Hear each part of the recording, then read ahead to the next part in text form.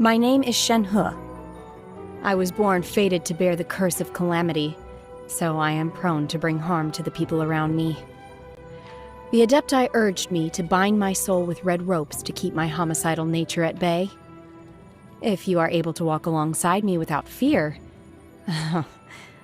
very well. Now, give me your hand. The assumption that every person has somewhere to call home is naive. I got used to living in the mountains alongside the birds and beasts a long time ago. Mind be purged, world be saved. My pole arm doesn't distinguish friend from foe, and there is clearly a limit to the red rope's power. That's why I loathe crowded areas. In the mortal world at times like these, is it not customary to use an umbrella? The sky is clearing up, and so is my mood. I just hope no one shows up to bother me. If they do, I'll just make them disappear. In this weather, I can freeze monsters in place and simply let the lightning bolts take care of the rest. A good way to not get my clothes dirty. Yes, this reminds me of Master. She loves to ride the swift winds of Qingyun Peak. Good morning. The dew is very sweet today. Would you like some?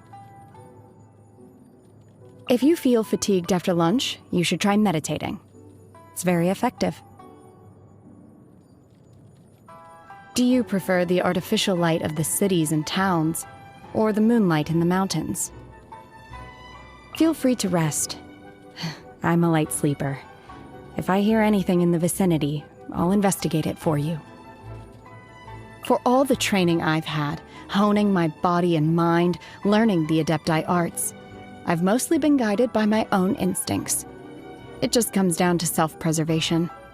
I'm not trying to save the world, so if I wipe out some evil presence and it happens to benefit you, don't thank me. It's just a force of habit.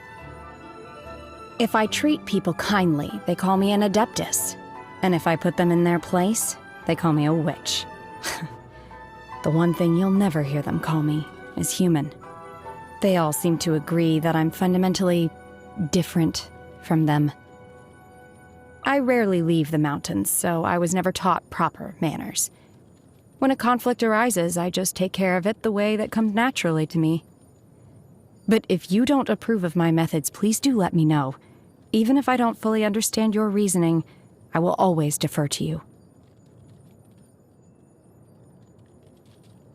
My master gave me these red ropes in order to restrain my impulses.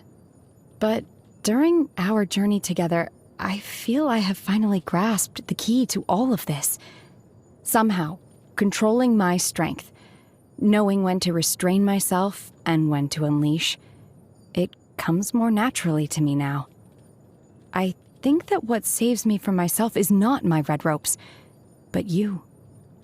If you understand what that means to me, please stay by my side. So this shiny gemstone is called a vision? Huh. The gifts that fate brings, fate can just as easily take away. If one day my connection to this vision comes to an end, that'll be it. And the light inside of it will go out. Driving evil spirits away comes easily to me. Getting rid of my inner demons, however.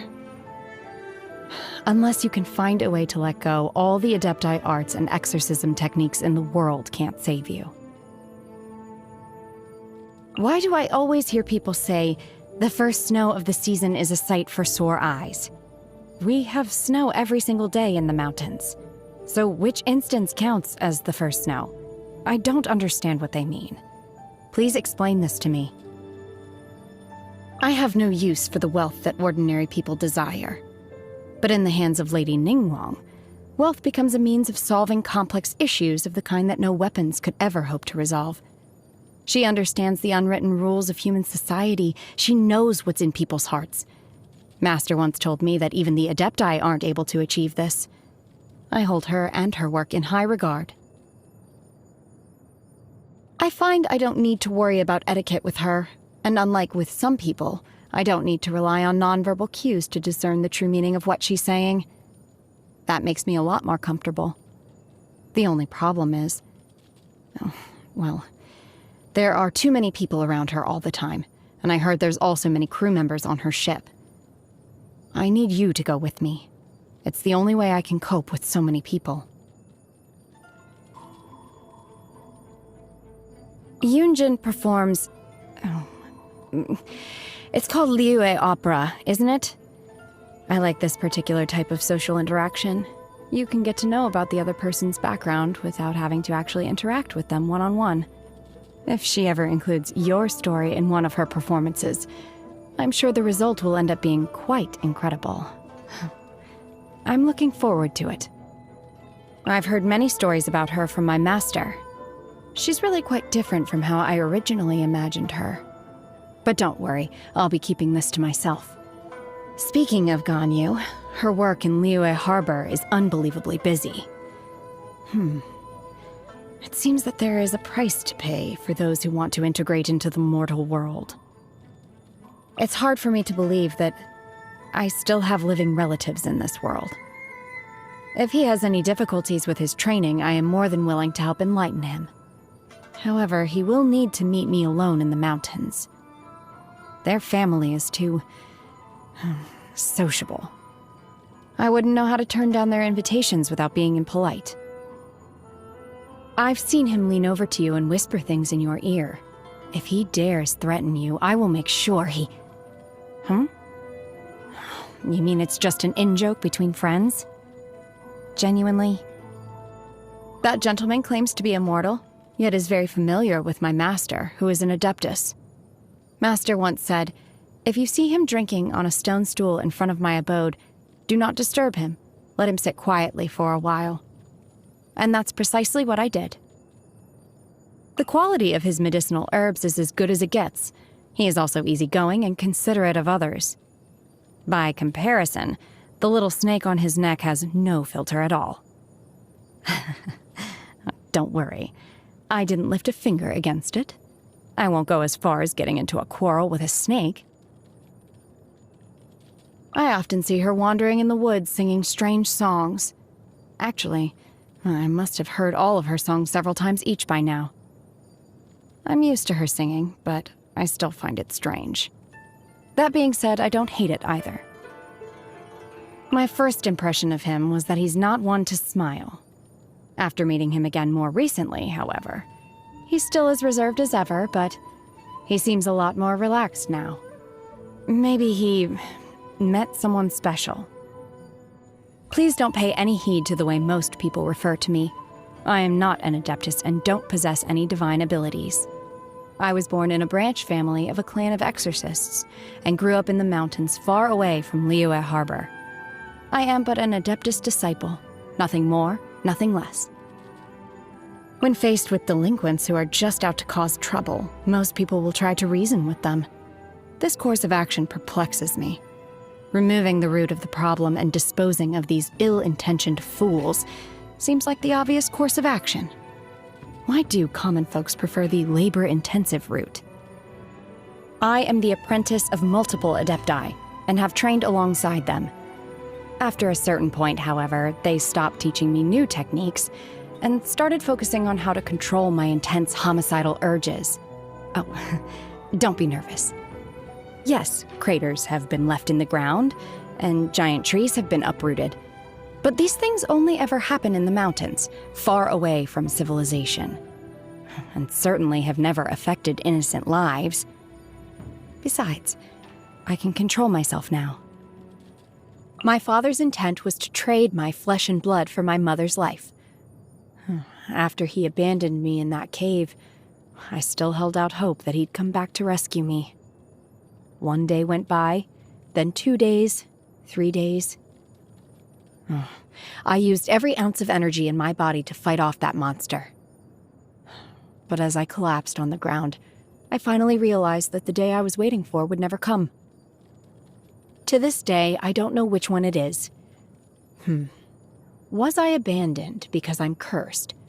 Or is it the way I've been treated in life that has cursed me? Once I secretly left the mountain and returned to my childhood village without telling my master. But it was deserted, and my father had long since passed away. I suddenly realized that the bond between my relatives and I had been completely severed, and nothing that I'd ever cared about in the past could ever have a future. Ever since then, I have abandoned everything related to the mortal world. That is, until I met you. The most important aspect of meditation is stillness. Let go of all agitation, and let the air around you flow into your body. This technique allows me to quickly focus in on myself.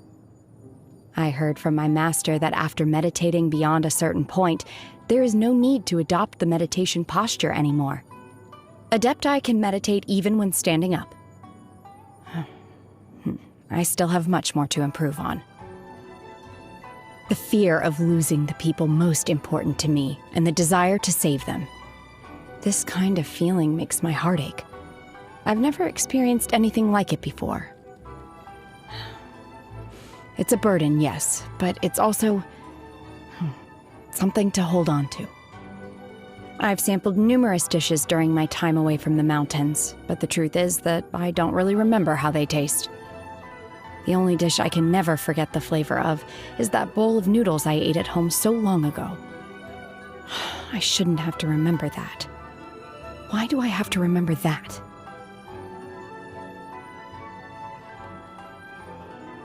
Chew medicinal herbs for long enough, and you can only taste the bitterness.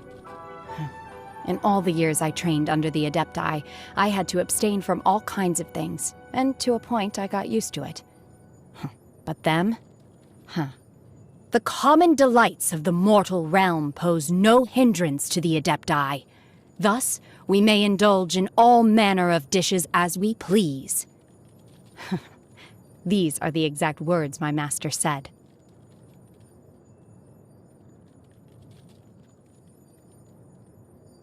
I've been told that birthdays are important occasions for most people. They give presents to celebrate the anniversary of the other person's birth.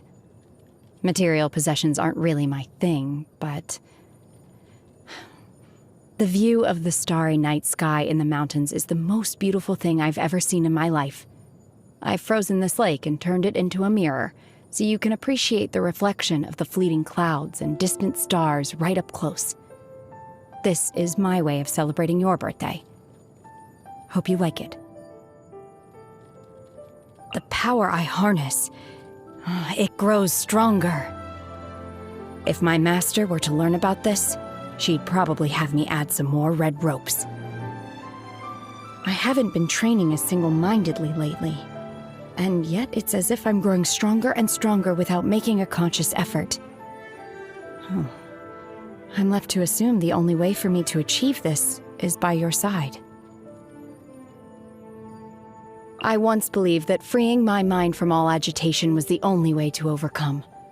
But after everything I've experienced recently, I finally understand. Only when the right things weigh on your mind can the desire to protect awaken inside of you. And that turns your power into something meaningful. Obey! Manifest! Unleash! Transfiguration! My will embodied! Take your true form! By ordinance divine!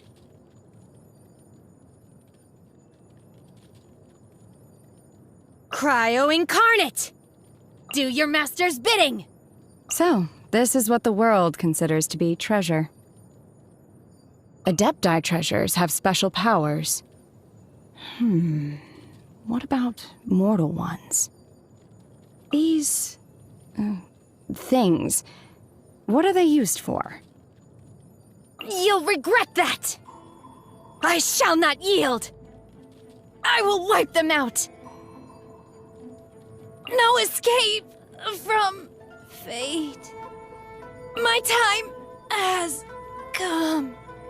My curse to bear. Feeble. In your dreams. You will regret this! What exactly is teamwork? Understood. I just have to stand here, right? I will do as you command.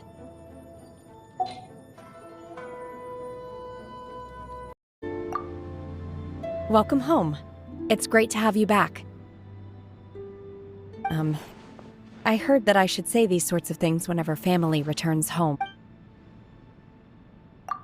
To be honest, I had originally expected this place to be like an Adeptus abode. I never suspected that your design would differ so greatly from what I had imagined. Most Adepti spend their years wandering the outside world. Though their abodes can be uniquely picturesque, they also feel like a lonely and remote paradise. But here feels very warm and cozy, and I have a nice person like you to keep me company.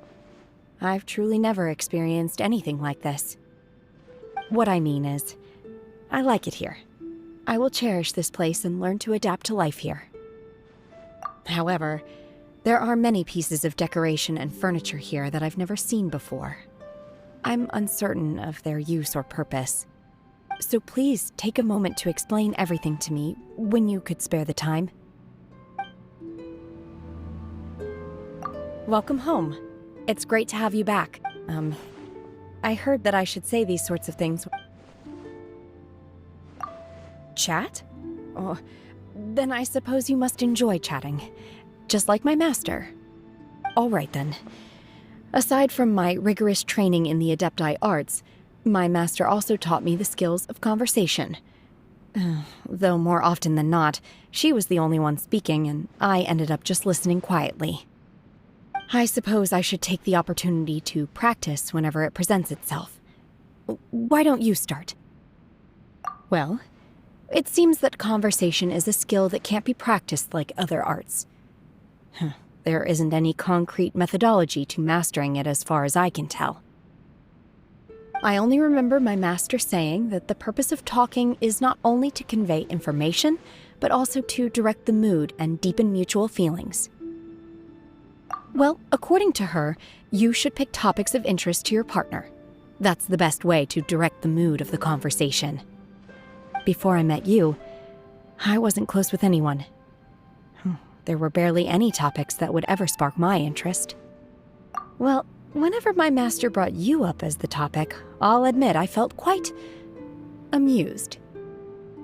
Yes, you. She said that you are widely regarded as a bold and fearless hero. But if people had seen the look of sheer panic on your face when you fell from the first jade chamber... You're blushing. Oh, is this how it feels when the mood of a conversation begins to shift? It seems my master's conversation techniques are quite handy after all. I've got it. I shall go ask my master all about you. That way, we'll have many more common topics to discuss. Oh, I suppose there's no need to go through all that trouble. You're already sitting right here in front of me, after all. In which case, please, tell me more about yourself. I'll remember everything you say. Just convey information, but also to direct the mood and deepen mutual feelings. I'm quite ashamed, actually. I have no talent for this, and my master's expertise hasn't rubbed off on me at all. The feelings shared between my Adepti teachers and me are quite extraordinary. We don't need to converse to deepen our feelings for each other. And besides them, I have no real friends. Which means that I've never had someone with whom to deepen my feelings. Well, whenever my master brought you up as the topic, I'll admit I felt quite amused. Yes, you. She said that you are widely regarded as a bold and fearless hero. But if people had seen the look of sheer panic on your face when you fell from the first jade chamber... You're blushing. Oh, is this how it feels when the mood of a conversation begins to shift? It seems my master's conversation techniques are quite handy after all. I've got it. I shall go ask my master all about you. That way, we'll have many more common topics to discuss. Oh, I suppose there's no need to go through all that trouble. You're already sitting right here in front of me, after all. In which case, please, tell me more about yourself. I'll remember everything you say. As a matter of fact, I would like something to eat. Well, no, not really. I actually just wanted to sit and chat with you over a long meal. I heard that sharing a meal is really important to the people of Liyue. It's not only about eating, but rather sharing an enjoyable time with those that are important to you. When everyone gathers together over a meal, that's called a get-together, right? Oh, like Lantern Rite. I know that everyone is supposed to release shell lanterns during that holiday. Oh, a pity that it's only once a year. I see. I used to always feel that the holidays had nothing to do with me. But now, there seems to be a longing in my heart for the next holiday to come more quickly. I would like to use all that I have learned to celebrate together with you. I've been growing thanks to your constant guidance. Believe me, I won't forget your kindness. And my feelings toward you are not only of gratitude. But anyway, let's celebrate the next holiday together. Yes, a big get during that holiday. Oh, a pity that it's only once a year. I see. I used to always feel that the holidays had nothing to do with me. But now, there seems to be a longing in my heart for the next holiday to come more quickly. I would like to use all that I have learned to celebrate together with you.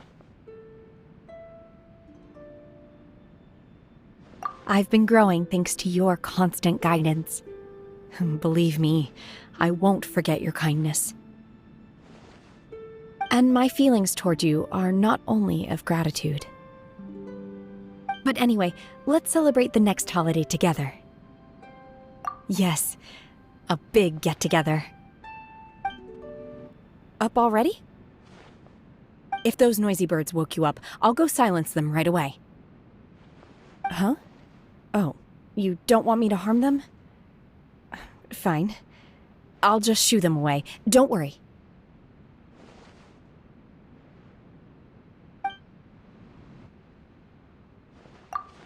Good night. Have a nice rest. If you find yourself tossing and turning, I have some herbs to calm the spirit and help you sleep. Just let me know if you need them. Even if it's late, I promise it won't be trouble for me at all. So please don't hesitate.